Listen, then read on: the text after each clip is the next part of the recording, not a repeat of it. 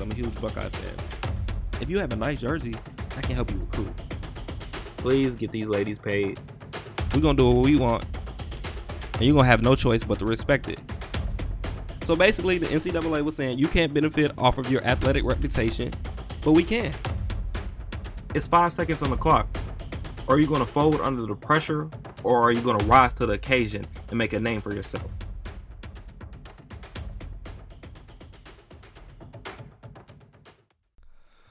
Welcome back to the 5 Seconds on the Clock podcast. I am your host, Brandon Williams. This is episode 10, and today I'll be doing a preview of the college football playoff. So let's get right into it. We have two great matchups between four great teams.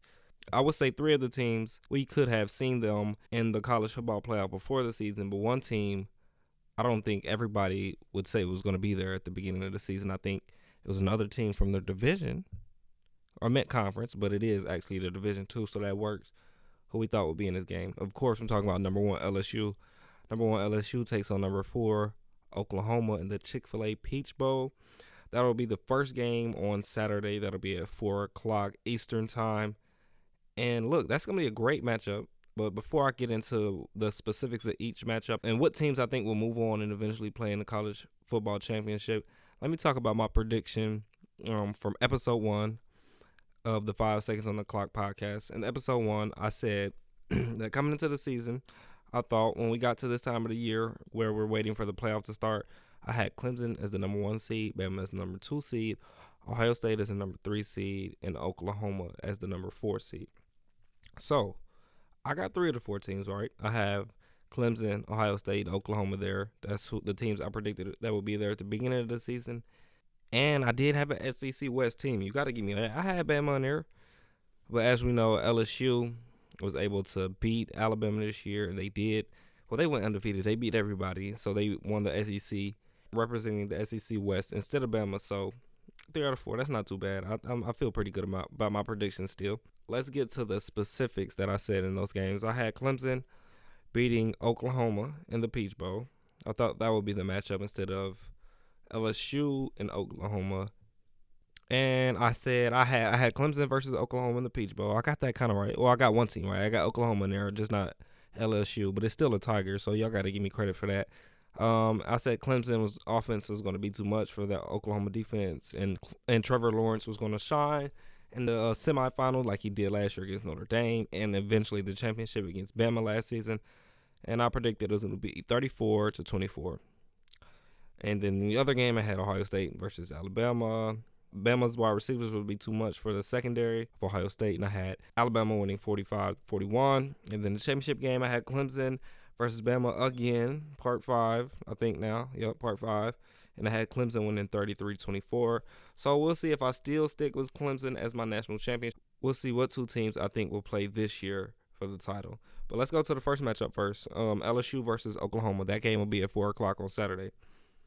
It's some headlines in that game for both teams. Clyde Edwards-Helaire is questionable with a hamstring injury for LSU. That is their starting running back. He's very versatile for this team. He's a key for this team.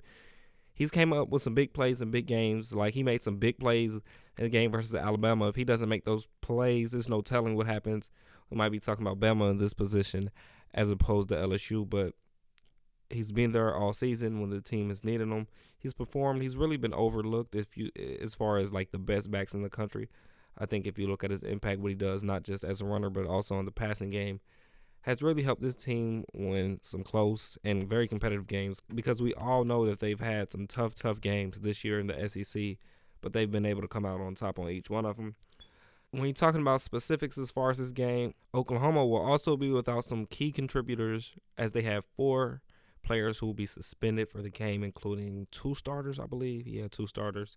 So that's going to be big for them. But that doesn't matter much to me, because I think even if Oklahoma had the full roster and everybody was eligible to play for this game, when you look at the matchup between the LSU offense and the Oklahoma defense, I think it leans towards, not even lean, it favors LSU so heavily.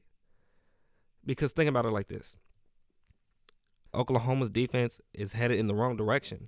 At the beginning of the season, the Oklahoma defense looked good, was way better than it was in years past. They were stopping teams, allowing less points per game than they have in years past, flying to the ball. And then that Kansas State game came. Well, they gave up 48 points, and lost 48-41.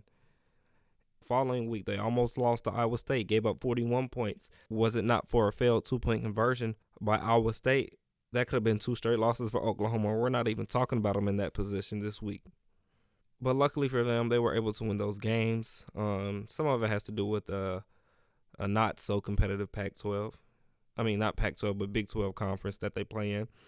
And on the other side, I think LSU's defense is headed in the right direction, giving up less points per game than they were at the beginning of the season, forcing turnovers, and that secondary is elite. It's special as usual. We all know they're one of the teams who claims DBU.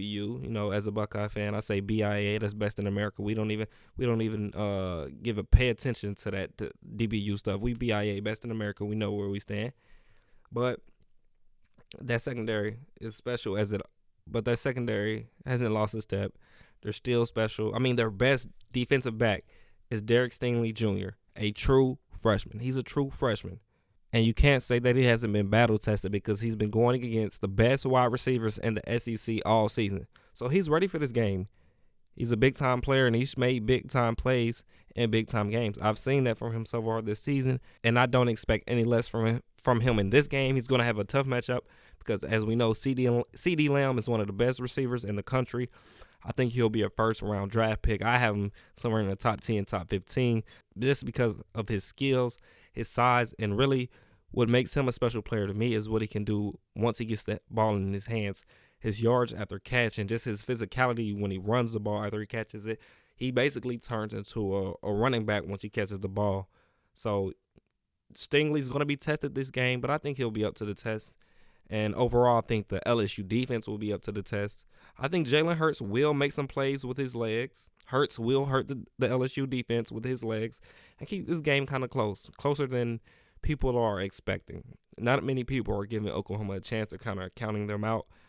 Really, other people are looking at the other game between Clemson and Ohio State and saying who will be the tougher matchup from LSU or who's more suited to beat LSU if they advance. But really, you can't count out Oklahoma. You have to give them a chance. But with that being said, I have LSU pulling away late because they have too many weapons on the outside. Even without Edwards-Helaire, if you look at that wide receiver group, Justin Jefferson, Jamar Chase, you have Marshall plus Moss at the tight end position, so they have too many weapons. LSU scores 2 touchdowns late to make it look like a blowout, and the final score will say it is, but it'll really be a close game if you watch the game closely. I got the Tigers winning 45-27 in the Peach Bowl and advancing to the national championship where they will play the winner of LSU versus Clemson. So let's talk about that game. One of the big headlines heading into this game is Justin Fields and his health. The quarterback injured his leg initially in the game versus the team up north, Michigan. He hurt his knee in that game. He wore a brace. He went out of that game, came back in wearing a brace. He did wear that brace in the Big Ten Championship versus Wisconsin. But earlier this week, as he was doing media day, he mentioned that the knee didn't heal as much as he expected, as much as he wanted, and he said it's about 80 to 85%. I saw on Twitter that he was wearing a bulky brace at practice this week, but he will be in a smaller version of the brace for the game on Saturday. So that's big for Ohio State. It's big for Buckeye fans to keep their eye on. Certainly want him to be as healthy as he can so Ohio State can play at their best, because that's what we all want to see as fans, and not just me as an Ohio State fan, but a fan of college football. It's a great sport, and this right here is a great platform for these kids, a big stage for these kids to make a name for themselves, build a legacy for themselves, and to really just show up on the biggest stage and show the world what they're about. So I want to see Fields have an opportunity to play out there at 100%, or at least just give the best he can, and it'll be an intriguing matchup. He probably won't be able to make as many plays with his legs as he would or as he wants to, but I still think he'll be able to do things to make a difference in this game. You can argue that these have been the most complete teams on both sides of the ball from start to finish.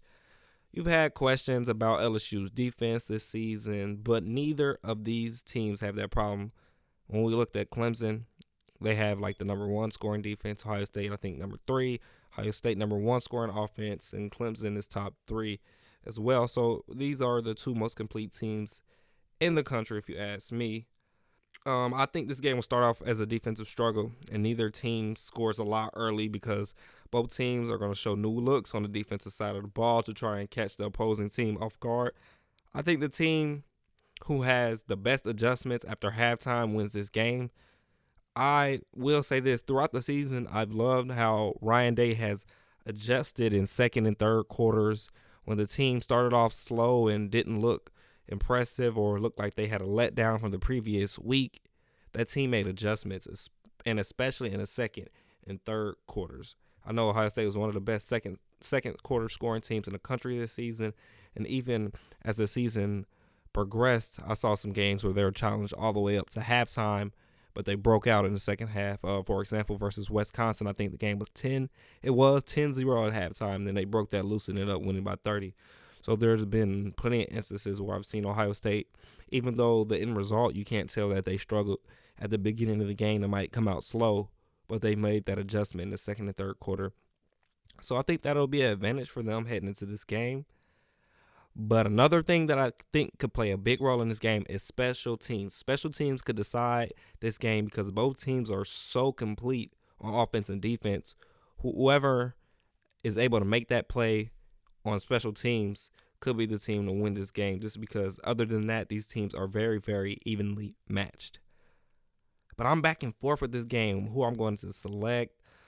I'm leaning towards Clemson. That's just what my mind is telling me. Despite my confidence in my team to win every week as a Buckeye fan, I'm also realistic. Ohio State hasn't really seen anything that comes close to the Tigers. But as I think about how Ohio State has adjusted this season after slow starts, like I just said, I was just speaking on this, I begin to lean in favor of the Buckeyes. But since I have to make a pick, I'm not just going to leave y'all here hanging like, man, this is a pick 'em. I'm going to go out there. I'm going to make my pick. I'm going to go with Clemson, 30-27 in a nail biter. It could come down to whoever has the ball last. So based on that prediction, that means I have an all-Tiger matchup in the national championship between LSU and Clemson. I'll stick with my preseason pick and go with Clemson to win it all. I got Clemson beating LSU 34-24 in the title game in front of an almost home crowd for LSU. They're going to be in New Orleans at the Mercedes-Benz Superdome, so it's basically a home game for LSU. And like I had before the beginning of the season, I have 2 years as a starter for Trevor Lawrence in 2 national championships. That was my prediction heading into the season, and so I'm going to stick with that as we head into the semifinals this weekend. Thank you guys for tuning in. I picked Clemson, but I'm hoping Ohio State finds a way to win this weekend. But I picked with my head and not my heart. But my heart says Ohio State. I know I already picked my national champion, who I said will win for this episode, but I'll probably be back to do another preview of the national title game as well. But that's all for today. Thank you guys for tuning in. Listen, share, subscribe, like, all that. Do that with your friends. Let them know about the 5 Seconds on the Clock podcast. Please provide any feedback you may have, or if you have any suggestions or any topics you think I should touch on or talk about, please let me know. But signing off for the 5 Seconds on the Clock podcast, it's your boy, Brandon Williams. Go Bucks.